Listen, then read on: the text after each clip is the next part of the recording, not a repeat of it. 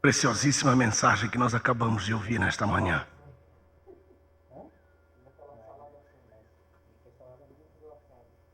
Capítulo 32 do livro de Jeremias, versículo 6 em diante. Disse Jeremias: veio a minha palavra do Senhor.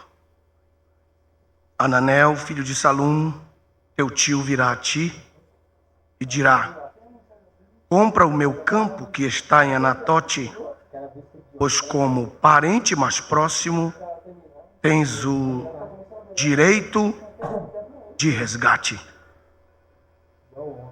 Veio a mim Ananel, filho de meu tio, segundo a palavra do Senhor, o pátio da guarda, e me disse: compra o meu campo que está em Anatote, na terra de Benjamim, visto que é teu direito de herança, e tens o resgate, compra para ti.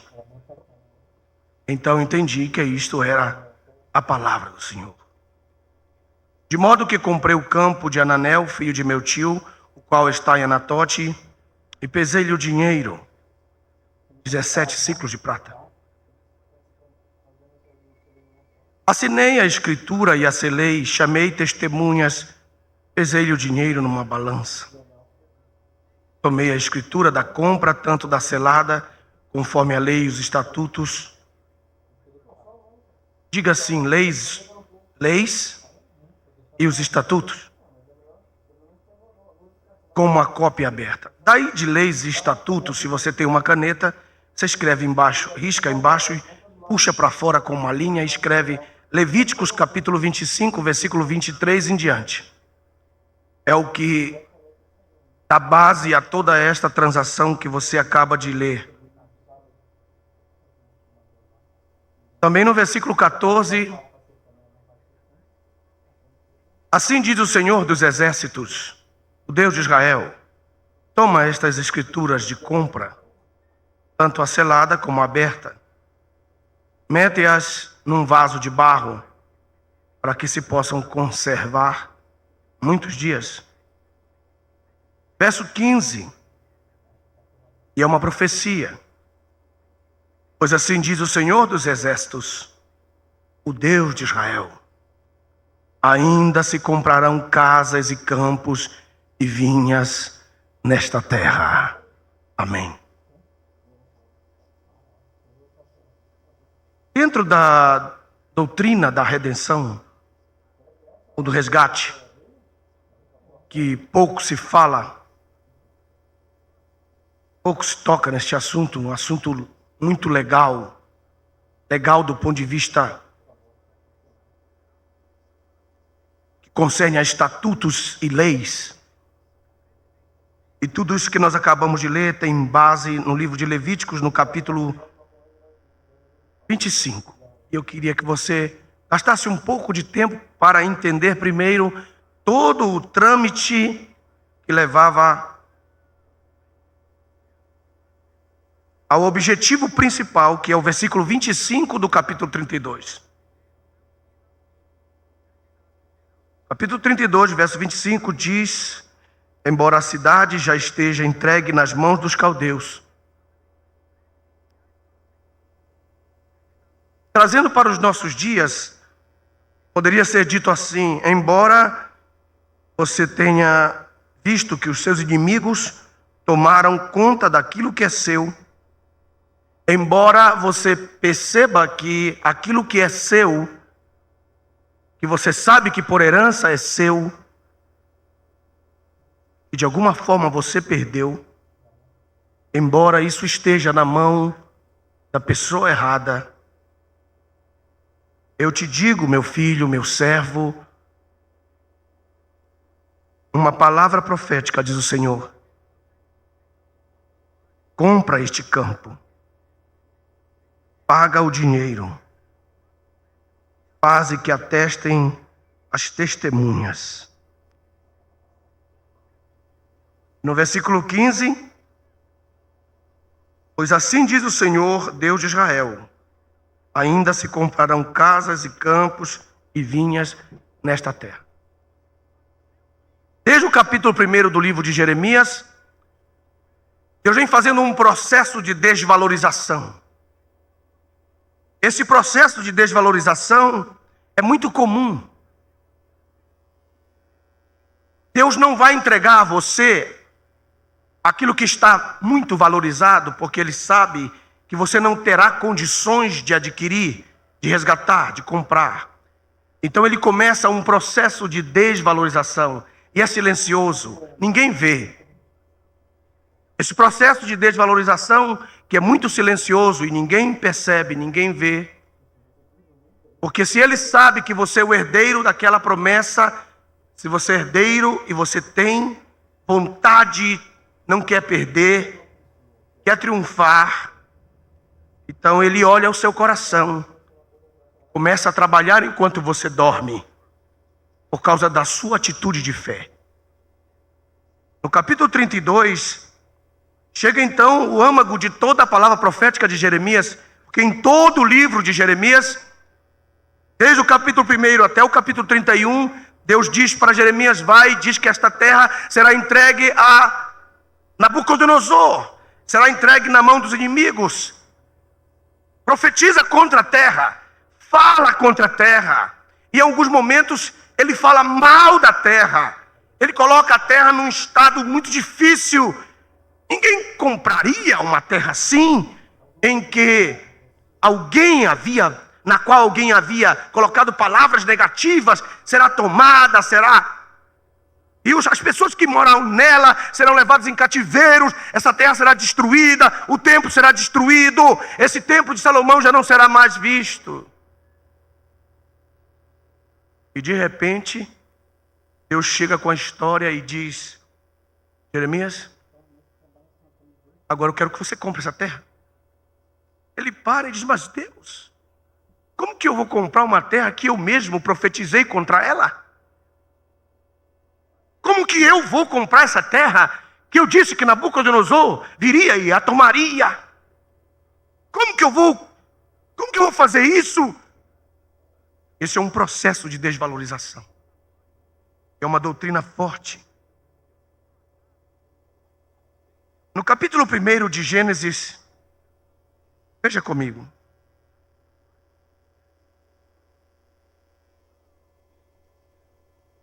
No capítulo 1 existem 21 verbos poderosos. Os verbos são verbos da criação e falam da pessoa de Cristo, porque Ele era o verbo. Em nenhum outro texto da Bíblia há tantos verbos poderosos manifestados num só capítulo, 21. Por exemplo, você pode ver, criou, que verbo poderoso. Logo no versículo 1, criou. Logo no verso 3, no verso 2, diz pairava, chocava, esquentava, preparava. Verso 3, haja. Verso 5, chamou. Verso 5, ouve. Verso 6, separados, separação entre águas e águas. Verso 7, fez. Foi. Verso 9, ajuntem-se. Verso 10, chamou. Verso 11, produza. Aleluia. E você vai ver, à medida que você vai caminhando, você vai vendo a ordem de Deus sendo estabelecida. Haja, produza, seja, apareça. Não é um verbo negativo. Não é um verbo de destruição. Não é um verbo que a pessoa possa sentir mal.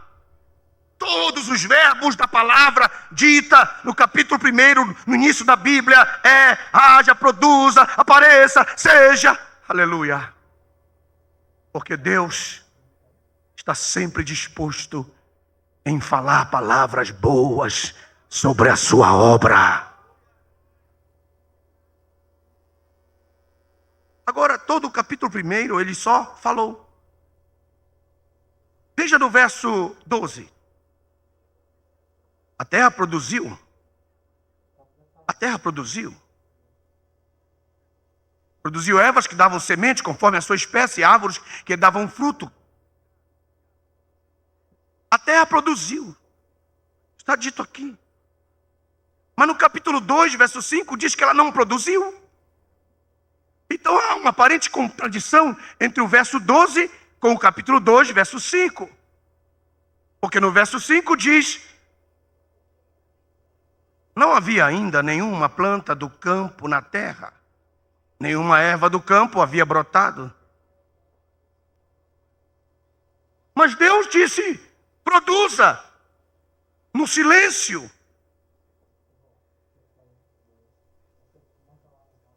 Na fé de Deus. Lá naquela igreja. Lá naquele campo onde você está. Você pôs o pé ali para ser a extensão da obra criadora de Deus. Aparentemente está como o verso 2, sem forma, vazio e em trevas, em abismo. Mas você chegou ali como uma extensão da fé de Deus e começou a dizer: haja, produza, seja, apareça, venha, exista. Aparentemente não aconteceu nada. Você anda naquele Fusca velho com a porta vermelha e amarela, mas você não está naquele Fusca. Você está num Vectra. Você não tem um ar-condicionado que pifou, falta gás. Seu carro não fundiu o motor, tem um pequeno problema de óleo. Não saem palavras negativas da sua boca. Na sua palavra está saindo só palavras do verbo: produza, haja, exista, seja, vem, apareça. Mas no capítulo 2, verso 5 diz: não havia nenhuma planta, nenhuma erva havia brotado. Os teus filhos estão dizendo: pai, onde está? A sua esposa diz: aonde é que está o que você disse? Aonde está o que você falou? E você em silêncio não tem como responder. Escute, calma. A terra está produzindo no silêncio da sua fé.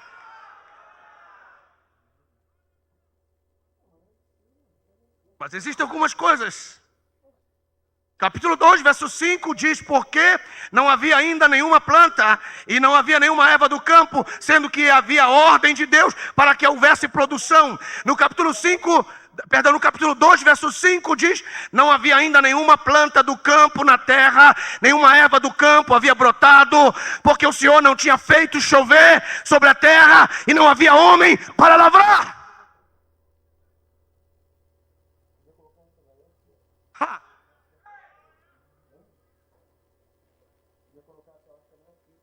Eu vi alguém dizer ali: Deus de mistério.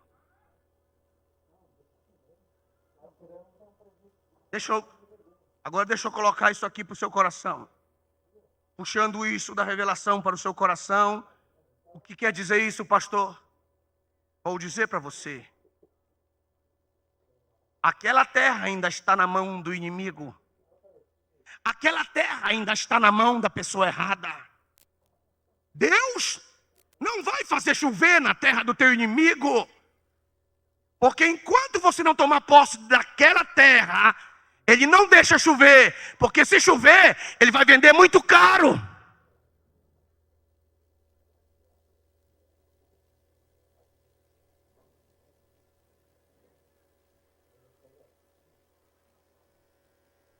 Você passa em frente àquele supermercado e você olha para aquele supermercado e diz: ei, isso aqui daria uma igreja. E você coloca as mãos e diz: Deus, me dá esse supermercado. Ele não vai fazer isso da noite para o dia. Ele vai fazer conforme a tua palavra. A semente vai começar a brotar. E Deus vai começar a trabalhar em silêncio. Alguns meses vão passar. Alguém vai bater na porta. O pastor está? Está sim. Eu sou dono daquele supermercado. Eu sei. É que eu tive um problema. E lá não chove. Lá não dá cliente. Lá não produz nada. Eu resolvi fechar o mercado e vender o prédio para você. Aí você olha e diz, mas você queria muito caro? Não, não. Para você eu faço na metade do preço e te dou umas condições muito especiais.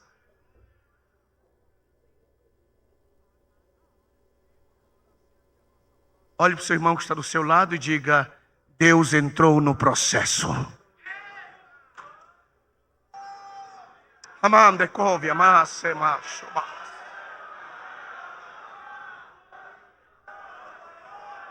Faz assim com a mão, devagarinho, devagarinho, devagarinho, um círculo devagarinho. E olha para o seu irmão e diga, Deus entrou no processo.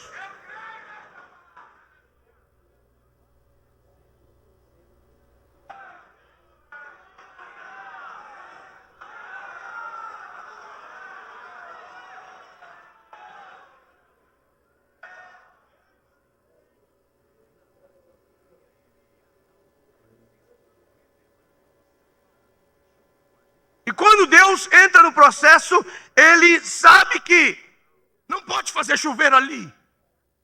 E você vê que ali não chove. E alguém vem e diz para você, eu vim te vender essa terra porque na terra não chove. E você diz, não tem problema, quanto é que você quer? Eu quero 16 ciclos de prata por essa terra. Compra a terra, porque quando você puser o pé lá, vai chover.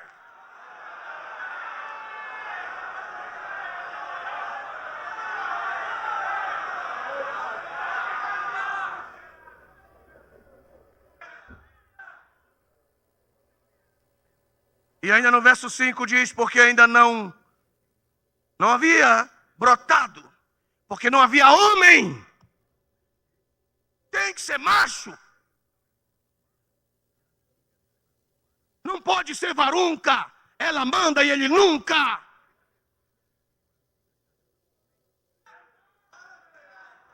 Se ficar ouvindo a sua mulher, tem algumas coisas que ela fala bem, mas a maioria delas é emoção. Tem cuidado, rapaz.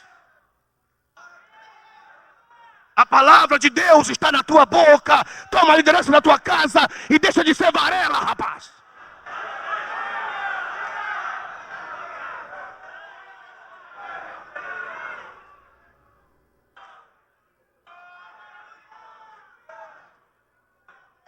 Tem que ser homem. Tem que ser macho. Deus quer usar você como homem, como macho.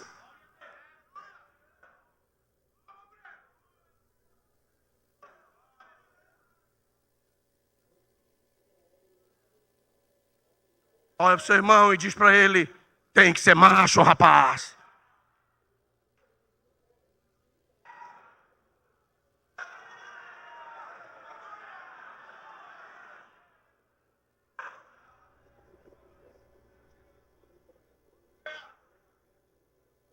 Há momentos que você vai ter que comprar aquela terra. Ninguém vai entender porque você está comprando aquela propriedade. Ela está cheia de ratos, aranhas. Mas você não está olhando a aranha. Você não está olhando os ratos. Você está vendo o futuro. Olha o que Deus vai fazer ali. Quando você, por seu pé de macho, cheio de fé, que tem autoridade para mudar as circunstâncias da sua vida.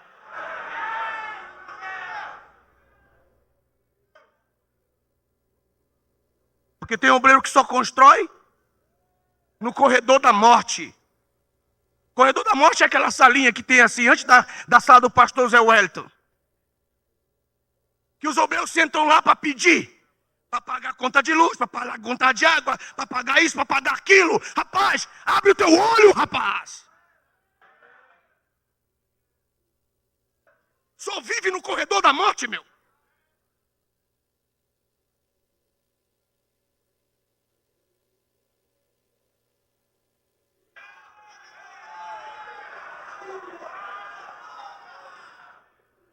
Não estou dizendo que tem alguns que interpretam errado.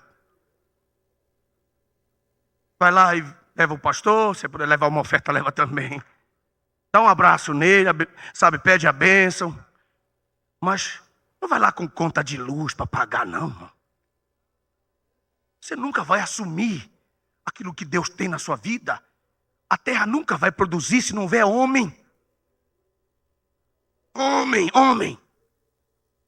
deve ser muito vergonhoso uma pessoa dizer: ok, eu tenho uma conta de luz de R$ 30 para pagar, mas você vive no shopping, só vive no Girafa. O seu trabalho, produza. A autoridade que Deus tem te dado como homem de Deus. Adquira propriedades que não têm valor, pessoas que não têm valor. Se faça amigo de pessoas para você ajudar, levantar, restaurar. E essas pessoas vão ser eternamente gratas a ti.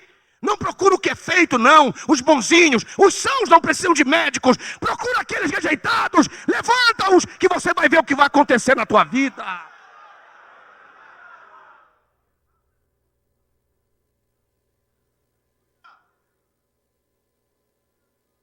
Agora volte ao capítulo 32 de Jeremias.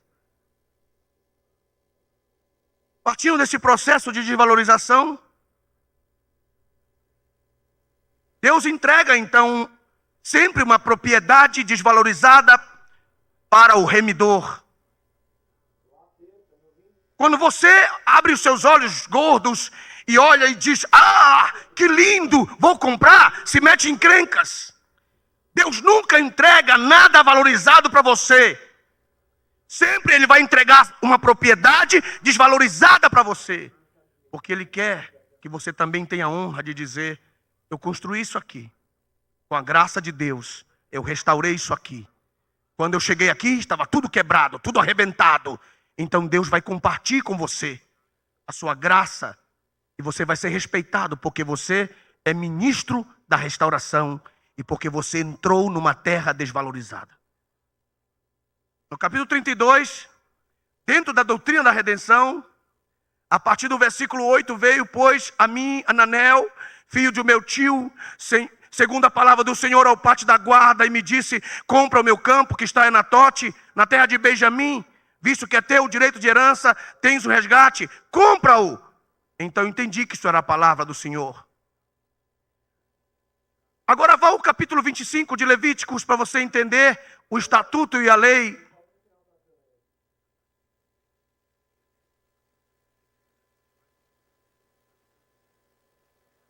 No capítulo 25, versículo 23, diz: a terra não se venderá em perpetuidade, porque ela é minha.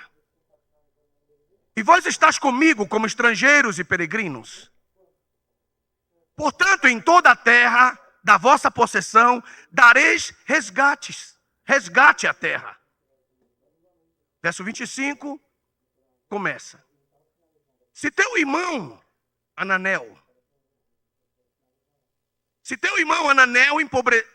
empobrecer e vender alguma parte da sua possessão para um poceiro, voltando à fita.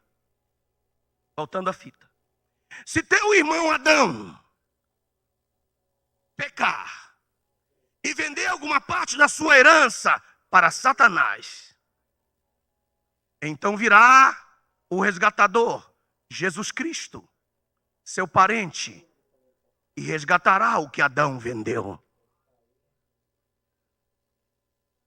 Agora a prova que ele vendeu. Lucas capítulo 4, versículo 5.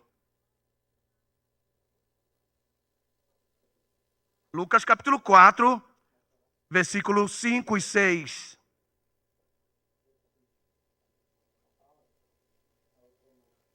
O diabo, levando a um alto monte, mostrou-lhe no momento todos os reinos do mundo. Disse-lhe o diabo: dar-te-ei toda esta autoridade e a glória desses reinos. Aí diz: pois a mim me foi entregue. Quem entregou? Adão. Volte ao capítulo 25 de Levítico. Isso é um estudo bíblico, irmão. E isso aqui é uma escola bíblica. Capítulo 25. Se teu irmão Adão empobrecer e vender a Satanás a terra, então virá o resgatador Cristo, o Cordeiro, seu parente, resgatará o que Adão vendeu. Aí você põe Lucas capítulo 4, versículos 5 e 6. Verso 26. Segunda oportunidade. A primeira é o parente remidor. Diga forte mesmo, parente remidor.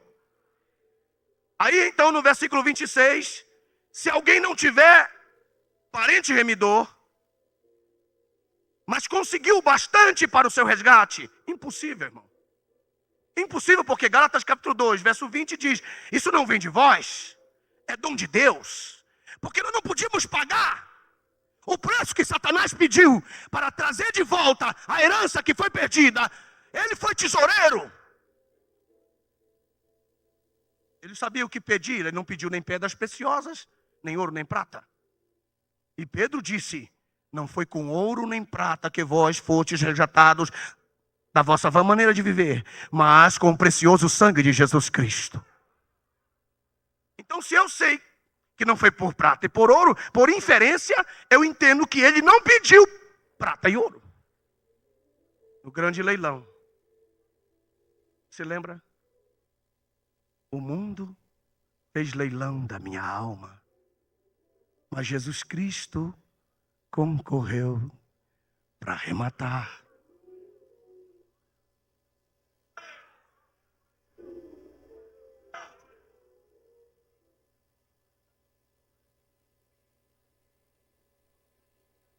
Mas havia algumas leis. A primeira é o parente remidor, a segunda é o seu esforço próprio, e por esforço próprio você não poderia dar, porque o que ele pediu não foi fácil, ele pediu sangue inocente. Deus não tinha sangue inocente? Quando eles se reúnem, aquele que fazia o papel do verbo, e o que fazia o papel de ação de dias, e o que fazia o papel de vínculo da unidade, que é o Espírito Santo, e o verbo, o Filho, que nós conhecemos agora, na graça, mas que naquele tempo era chamado de verbo, e o Pai, que nós conhecemos na graça, mas que naquele tempo era chamado de ancião de dias, se reuniram. Nós temos um problema, porque nós somos espírito. Espírito, você é espírito.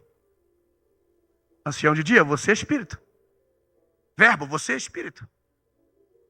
É onde nós vamos arranjar sangue. Sangue inocente. Se todos os homens pecaram. O verbo levanta a mão e diz, eis aqui, ó Deus, para fazer a tua vontade. Capítulo 10, verso 5 de Hebreus. Prepara-me um corpo. 10, 5 de Hebreus. Prepara-me um corpo. Porque eu irei. João 1,14. E o verbo se fez carne e habitou entre nós.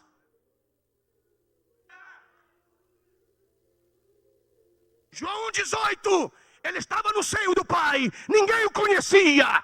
Efésios capítulo 2 e capítulo 3. Era um mistério escondido das potestades. Ninguém lá atrás sabia que Deus tinha um filho. Ele escondeu isso. Quando ele saía como capitão dos exércitos do Senhor. Nunca eles souberam.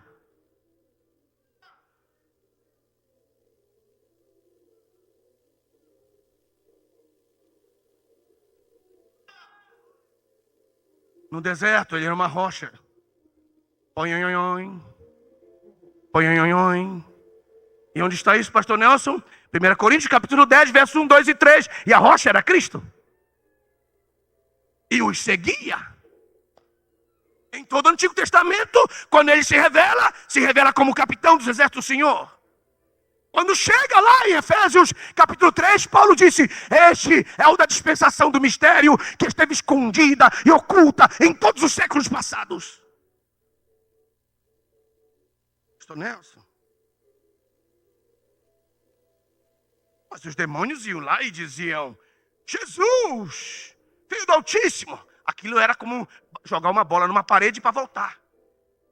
Você joga a bola na parede para voltar para você. Era isso. Era aquela técnica, para saber se era ou não era. Porque o próprio Satanás tinha dúvida disso.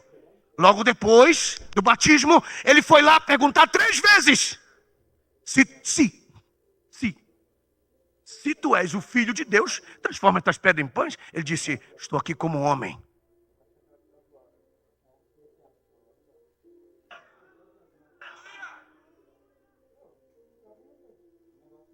Mas os discípulos ouviram isso?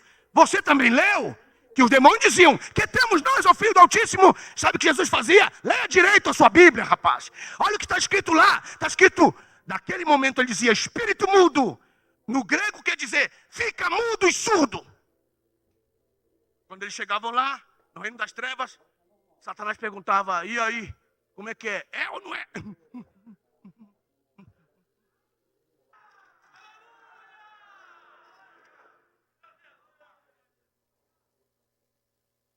Ele desconfiava, mas não tinha certeza.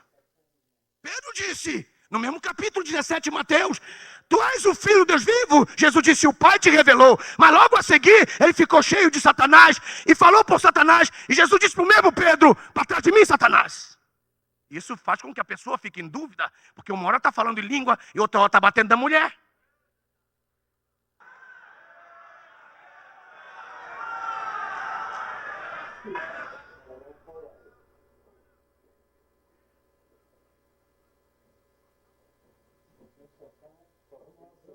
Sangue inocente. Ele só podia matar quem, como serpente, foi lhe dado o poder. Comerás pó, isso é, beberás sangue dos homens. A vida dos homens, pecadores, estará na sua mão. Você faz o que você quer, porque todos pecaram. E a alma que pecar, essa morrerá. Tudo bem, te dou este poder. Gênesis capítulo 3. Olha para o seu irmão e diga, mas ele só podia matar o pecador. Diga para ele. Não tenha vergonha não. Diga para ele, só podia matar o pecador. Por que, pastor Nelson? Ele só podia matar o pecador, só o que pecasse. Com a sua falta de entendimento e dúvida a respeito dele, o Filho de Deus, em todo o período da sua vida cristã, e em todo o seu ministério, ele nunca teve certeza se ele era ou não era. Porque se ele tivesse certeza, ele não o mataria. É Satanás, mas não é burro.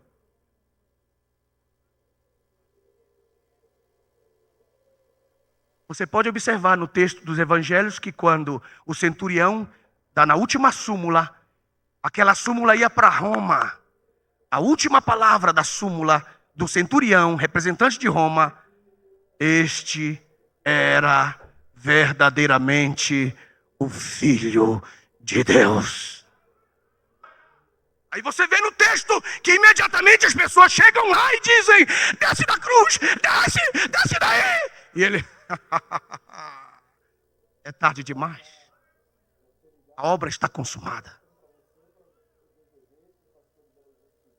Esta visão da cruz, todo o resgate do sangue inocente é dado e derramado. Agora pense comigo. Você como pai e tem um filho e você vai pagar com o sangue do seu filho para o seu inimigo. Você não vai querer que o sangue do seu filho fique com o seu inimigo? Então o pai não poderia querer que o sangue de Jesus Cristo ficasse na mão daquele sujo Satanás. Então o pai preparou uma armadilha extraordinária. O que fazemos? Vamos fazer o seguinte. Ele só pode matar o inocente. Perdão, ele só pode matar o pecador. Mas se ele matar o inocente, ele perde o poder de matar. E o poder da morte passa para mim. E o poder do Hades também passa para mim. Se ele matar o inocente, então ele não tem poder para receber o sangue. Por isso que em todo o Antigo Testamento, nos tabernáculos, matava-se o animal no átrio e colocava-se o sangue dentro de um depósito e colocava-se em cima da arca, a tampa e o propiciatório, que é a tampa da arca. E se aspergia ali.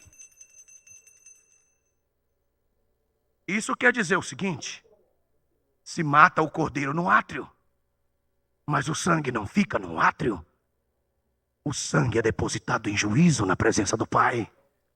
Ele só pode ser depositado no Santíssimo Lugar porque Satanás não pode ficar com ele. Por isso que ele tomou o sangue e entrou no Santíssimo Lugar e aspergiu o sangue. Porque este sangue tem um poder extraordinário O próprio Satanás, que pediu sangue inocente, não pôde ficar com ele, porque ele ficaria mais endemoniado.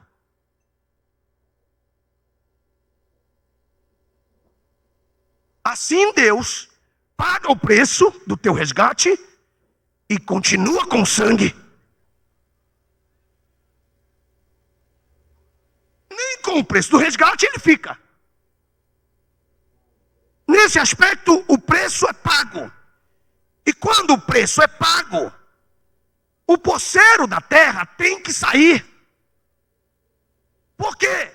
Porque o preço do parente remidor foi pago. Ananel disse para Jeremias, que é o parente remidor, e Jeremias é o tipo de Cristo. Jeremias está dizendo, tudo bem, eu pago. Ananel é o homem. Jesus é representado por Jeremias, ele paga o preço.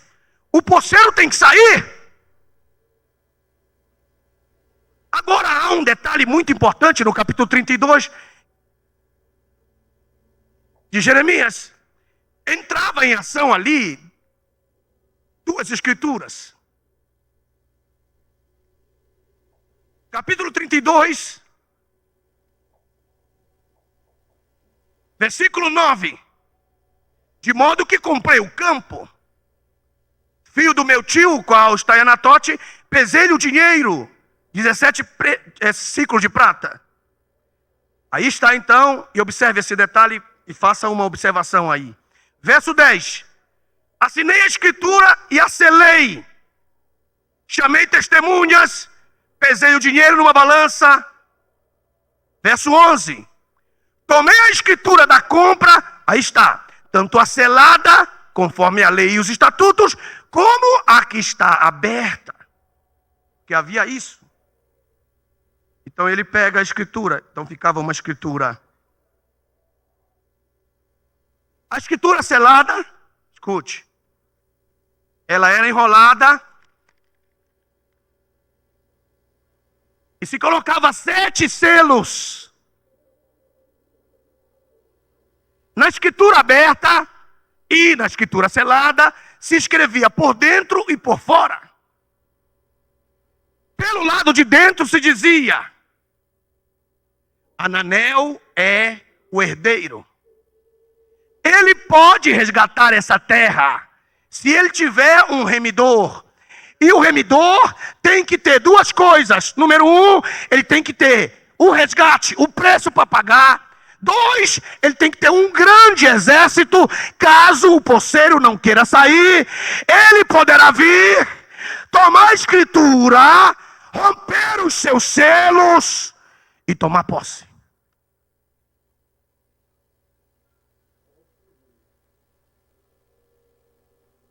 Somente se podia abrir o selo, que cada selo representava uma parte da propriedade. Por exemplo, o primeiro selo representava dignidade para enfrentar o poceiro numa guerra. Quando eu abro a Bíblia no livro de Apocalipse, capítulo 5, eu encontro essa escritura na mão do grande juiz. No capítulo 5, versículo 1 diz: vi na mão direita do que estava sentado sobre o trono uma escritura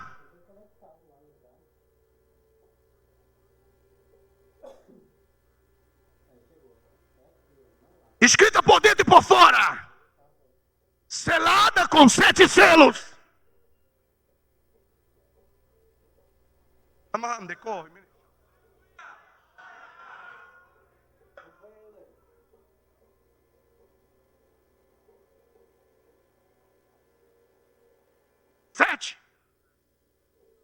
Ele vinha, pagava o preço. Por isso que o profeta João, quando chega, ele tem 2 visões. Veja no capítulo 5, veja o texto, verso 6. Eu vi no meio do trono e dos 4 seres viventes e entre os anciãos, de pé, um cordeiro.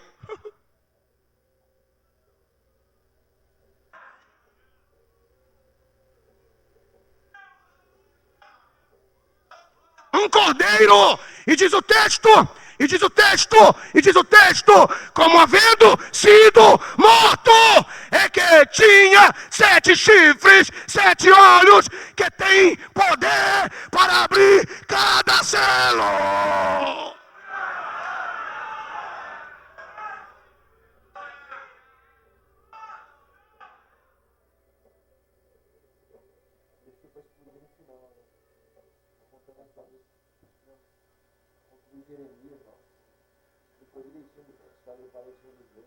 Mas o que mais me chama a atenção aqui, aleluias, é que o ancião, no verso 5, diz para ele: eu não quero te apresentar o cordeiro, porque o cordeiro já fez a obra. O que eu quero te apresentar é como nós o vemos aqui no céu agora.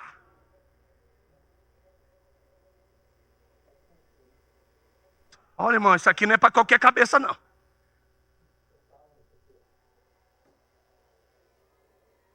Vou repetir tudo de novo.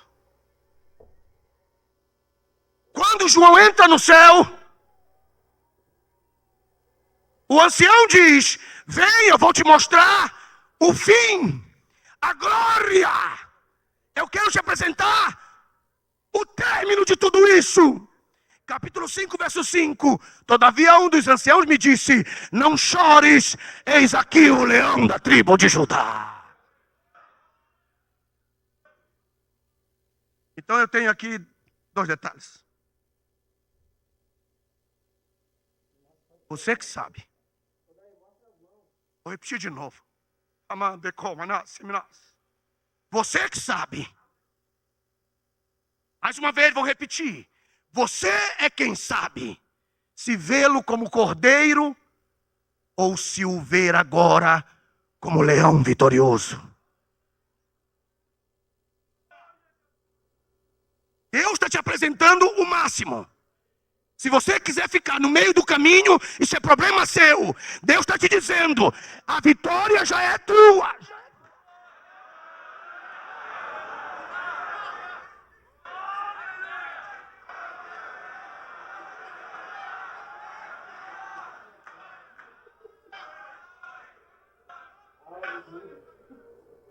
O preço já está pago. Depende de você. Deus, onde é que está a minha vitória? Deus, eu não vejo.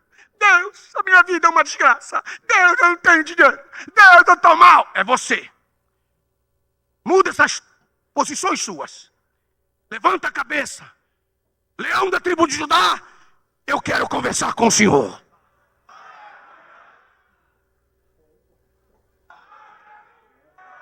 Levante a mão direita como você aprendeu nesta manhã. Eu quero que você bata na mão do homem de fé que está mais próximo de você e diga para ele: o preço já foi pago, rapaz.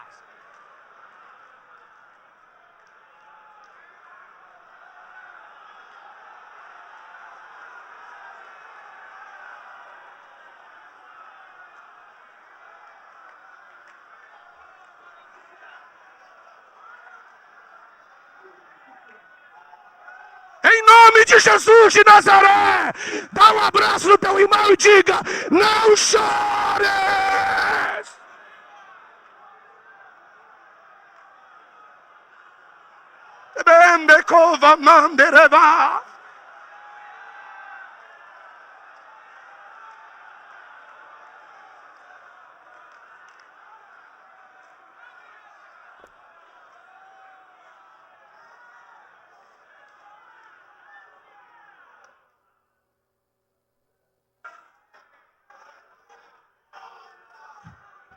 Pegue a Bíblia.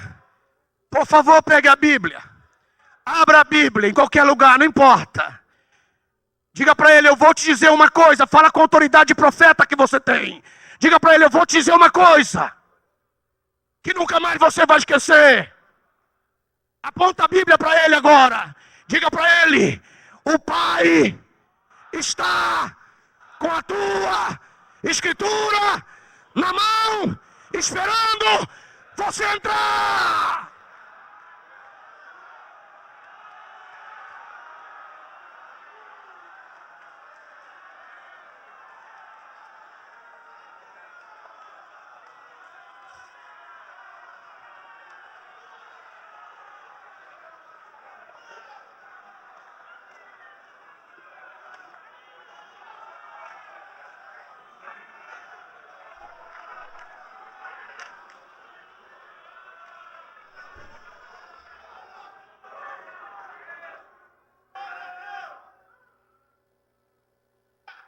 Verso 2.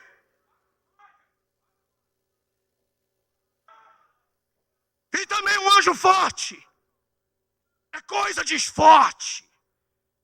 O aspecto que envolve a tua bênção é só para gente boa. Eu acho que você não me ouviu, vou dizer de novo.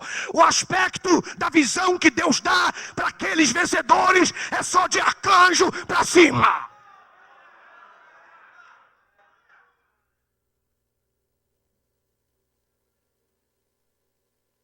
E veio um anjo forte.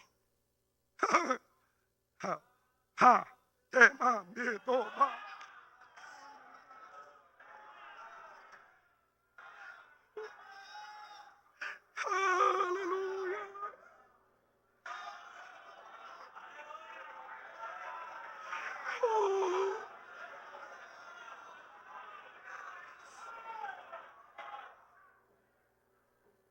O anjo forte gritava com grande voz: quem é digno de abrir o livro, de o ler? Quem é digno?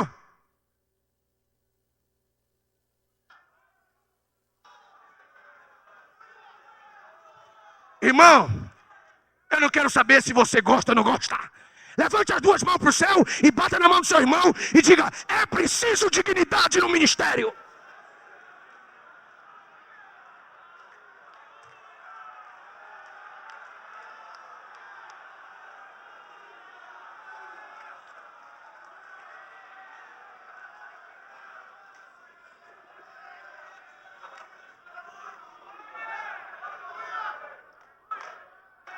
E eu estou profetizando para assinar escrituras, para selar escrituras, para ter propriedade, é preciso dignidade.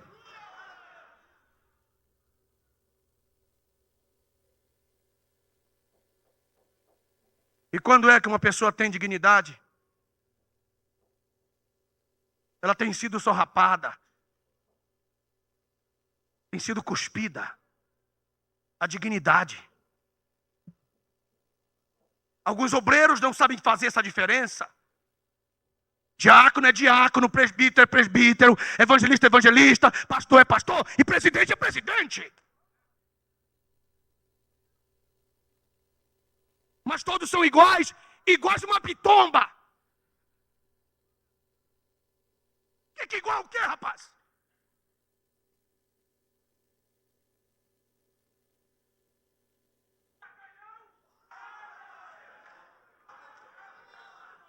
Diante do sangue nós somos todos iguais.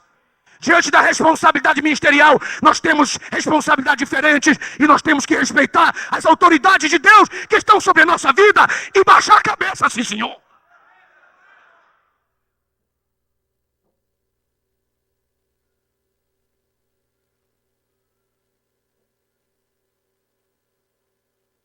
Dignidade. Para tomar o que é teu. Deus sabe que você precisa ter dignidade. Deus vai te dar o que é teu. Mas você precisa de dignidade. Eu quero levantar as minhas mãos sobre a tua vida e dizer que Deus está restaurando dignidades aqui. Olha o texto. Versículo 7. Veio e tomou a dignidade. Ela não pede. A dignidade toma. Tomou o livro da mão direita daquele que estava sentado. Mas o que é dignidade?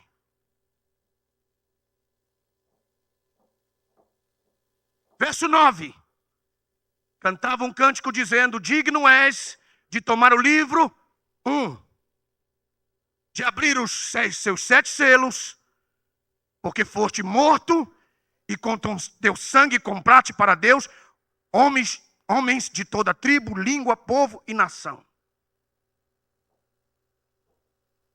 Agora, no verso 4, muitos choram, porque não há dignos. No verso 4 diz: eu chorava muito, porque ninguém for achado digno. Porque a dignidade vem por 3 coisas. Número 1, a dignidade, verso 4, anote aí, número 1, é poder para abrir. Só tem dignidade quem tem nome. Porque você não pode entrar numa propriedade se você não tem nome. Se seu nome está sujo. Se seu nome está sujo, lute para limpá-lo.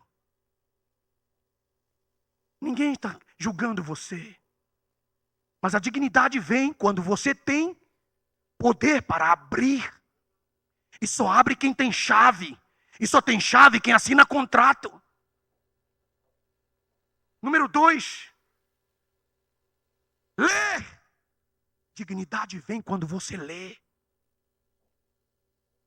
Quem lê, triunfa. Jesus tinha dignidade porque ele tinha poder para ler. Eu me lembro quando eu fui trabalhar na Casa Publicadora da Assembleia de Deus em 1980. O pastor Abraão de Almeida me levou para lá. Ele disse, eu vou te colocar aqui como arquivista, você vai ser o arquivista. Na Casa Publicadora não tinha arquivo naquele tempo e eu pude ser usado por Deus para estabelecer os arquivos, dividir tudo em temas. Nós adquiríamos pedaços de jornais e nós dividíamos. E o pastor Abraão de Almeida gostava muito de mim, ele dizia, leia cada pedacinho desses papéis e o que você achar interessante, leva para a minha mesa. E eu lia. E ele dizia, o que está dizendo nesse pedaço de papel, Nelson? Aí eu dizia, nesse papel está dizendo isso. E eu passava 4 horas, 3 horas, porque não tinha tempo para ler, então eu lia para ele. De repente, meus irmãos, eu que não sabia nem ler, nem escrever direito, me tornei um escritor. Agora, eu tenho 88 livros escritos. Agora escute isso. A dignidade só vem quando você começar a ler. E o pastor Abraão disse, pastor Gesiel quer falar com você. Estava o pastor Gesiel e o pastor Antônio Gilberto. E eles disseram assim, menino, os nossos líderes sempre fazem isso. Menino, vem cá. Você precisa ler os editoriais do jornal. Se você vai ler os editoriais do jornal Estado de São Paulo, vai ler os editoriais do Estado de Minas, vai ler os editoriais de todos os melhores jornais. Em voz alta, leia. Eu começava a ler. E o pastor Gesiel gastava 1, 2 horas comigo. Ele dizia, tá mal. Começa de novo. E eu de novo. Começava a ler. Errou. De novo. E falava, não. Já. Tremia. Gaguejava. E assim ele me treinou. Lendo os editoriais. Dignidade. Você vai ter dignidade quando você ler. 3. Dignidade vem pelo olhar. Veja, olhar. Esse tem sido um problema muito grave nossos. Quando você vê uma moça, vê uma jovem, você olha, primeiro é o farol baixo. Se olhar a segunda vez, já é farol alto. Mas se olhar a terceira vez, já é farol de milha, acabou tudo. Se olharem para você, baixe os olhos. Não volte a olhar. Vai passar. Deus vai te dar vitória. Dignidade. A forma como você trata o seu olhar. A forma como você lê. E a forma como você trata o seu nome. No capítulo 5, terminando esta palavra. Capítulo 5, versículo 2. Ele gritava, quem é digno? E no versículo 3 diz, ninguém no céu, nem na terra, nem debaixo da terra. Então onde estava Jesus? Irmão, ele já estava de subida. Eu posso ver Atos dos Apóstolos, mas João está lá, pastor Nelson. Está lá porque Deus também pode arrebatar uma pessoa no passado, meu amigo. Mas isso já é outra história. É outra mensagem. Agora, quando ele vai entrar, escute isso. Alguém pergunta, quem é digno de abrir o livro? De romper os selos? Este é o poder que Deus dá. Quando você tem dignidade, Você terá poder para romper todos os selos de todas as escrituras seladas que Deus tem preparado para a sua vida e para o seu ministério. Você pode observar, o livro de Apocalipse não é outra coisa senão um resgate. É fácil entender o livro de Apocalipse. O livro de Apocalipse é o mais fácil da Bíblia. Canja de galinha. Por quê, pastor Nelson? Se entender a lei do resgate, vai entender o capítulo 6, verso 1. Veja o 6, verso 1. Diz: vi quando o Cordeiro abriu um dos seus 7 selos, e vi um dos 4 seres viventes dizer: vem, vem, Satanás, vem que eu vou te enfrentar. Você pode observar aqui no capítulo 6, verso 2, que você vê um cavalo branco. É o pirata. Esse aqui é o anticristo. O cavalo branco, o verdadeiro, é do capítulo 17. É do capítulo 19 de Apocalipse, quando diz assim: e vi o céu aberto, e eis que um montado num cavalo branco, que tinha uma espada na boca. Esse é o verdadeiro, o falso, e tem um arco na mão. Ele só tem um arco, porque o verdadeiro tem espada aguda que sai da sua garganta. E o verdadeiro é seguido de um exército, em cujo exército você vai estar lá. Só falando do 1, porque não dá para falar dos 7. Mas cada um dos selos que ele rompe é uma declaração de guerra ao poceiro. Porque Jesus morreu na cruz e ele não quis sair. Satanás não quis sair. Por isso que Jesus deixou a oração profética do Pai Nosso. Pai nosso que estás no céu. O poceiro não quer sair. Venha o teu reino. Seja feita a tua vontade, assim na terra como no céu. O pão nosso de cada dia, sabe por que diz o pão nosso de cada dia?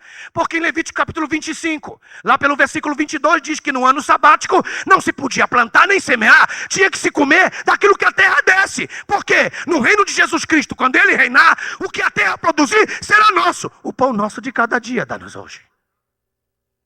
No ano do jubileu, era dia de liberdade e de perdão.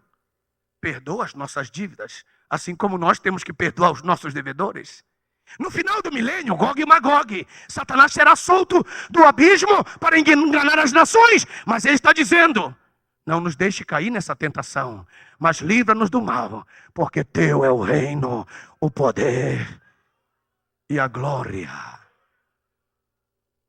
para sempre.